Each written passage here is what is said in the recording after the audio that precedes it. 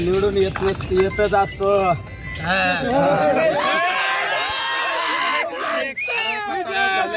तुमच्या बद्दल अनेक गोष्टी बोलल्या गेल्या, आता आज काय वाटतं त्या अभी कुछ नहीं बोलने का किसी को, जो होगा वही अच्छा ही होगा। ज्याने कुणी काय केलं त्यांना लक लाभू।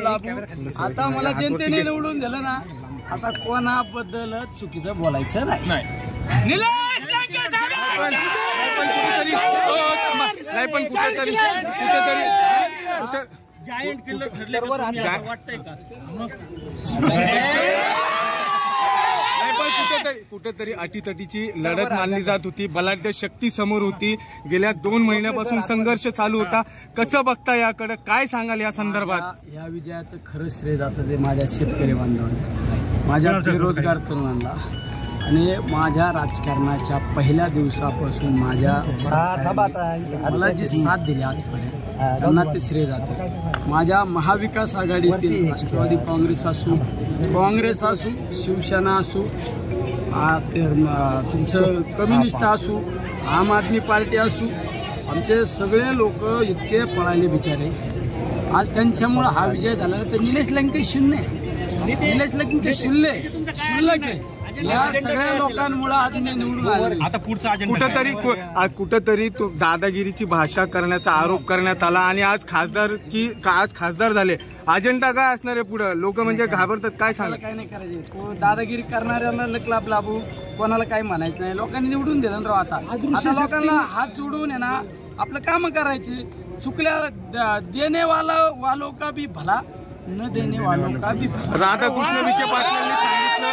राधाकृष्ण विखे पाटलांनी सांगितलं, बाळासाहेब थोरात असतील, अमोल कोल्हे असतील, यांनी तुम्हाला पाठिंबा दिलाय आणि कुठेतरी आता अस्तित्वाची विवेक कोल्हे असतील, आता अस्तित्वाची तुमचं अस्तित्व संपणार आहे यापुढे?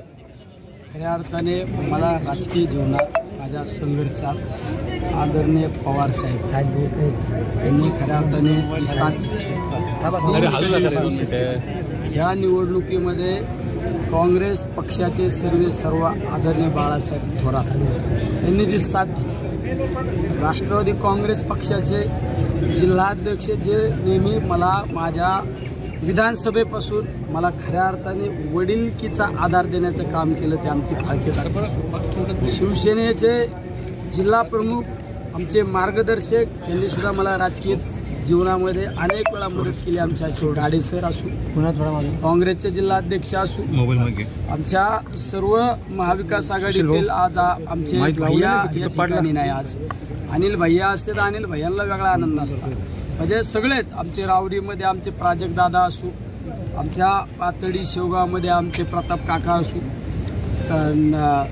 कर्जत जामखेडमध्ये आमचे रोहित दादा असू, श्रीगोंद्यामध्ये आमचे खऱ्या अर्थाने राहुल दादांवर इतका दबाव होता, राहुल दादा असू, बाबासाहेब असू, घनश्याम अण्णा असू, इकडं आमचे साजन भैया असू, नगर शहरामध्ये आमचे सगळेच आमचे दादा भाऊ कळमकर असू, आमचे बाळासाहेब बोराटे असू, संभा कदम असू, आमचे भगवानराव फुलसौंदर असू, काँग्रेसचे किरण काळे असू, आमचे युवकांचे आमचा विक्रम भैया, खऱ्या अर्थाने विक्रम भैया असू, अभिषेकराव असू, म्हणजे सगळेच आमचे खऱ्या अर्थाने आमचे मुस्लिम समाजातील आमच्या सगळ्या संघटनातले लोक आपले मतभेद बाजूला ठेवून बिचाऱ्यांनी मला खऱ्या अर्थाने इतकी साथ दिली।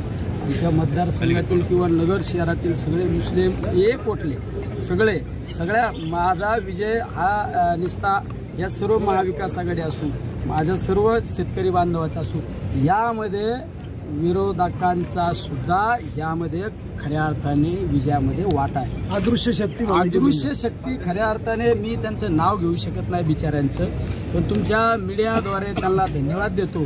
अरे भाजपच्या स्टेजवर राहिले पण निलेश लंकेला साथ दिली, त्यांना सुद्धा राजकीय जीवनामध्ये कधी ना कधी त्यांच्या प्रसंग आल्यानंतर मदत करू।